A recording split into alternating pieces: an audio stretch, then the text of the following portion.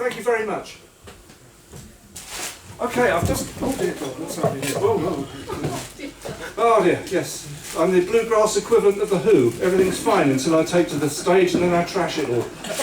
Our sound engineer Phil, who's doing a fine job at the moment, despite of everything, will vouch for that. Anyway, an American friend of mine gave me this hat. And, you had to do it justice. Yeah, I was... Was she a good friend?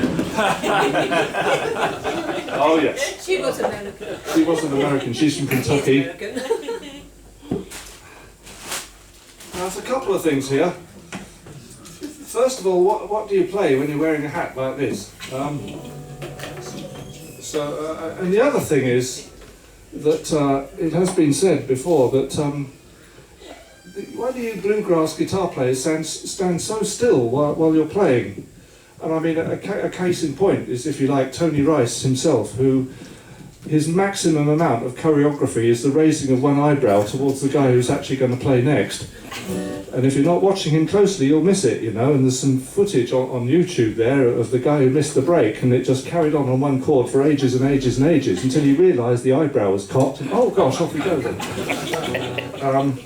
Doc Watson didn't move around much either, well, because he was blind and he was sitting down. And if he moved, he'd miss the microphone like that. So he didn't want to be like this all the time, so he ended up having to sit very still.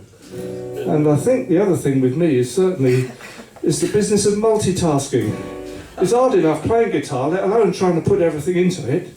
But it doesn't stop the guy asking the question, why don't you play like a normal guitar player and put a bit into it, move around a bit, you know?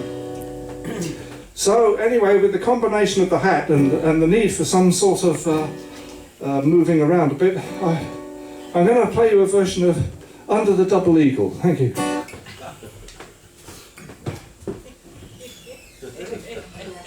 2, 3, and...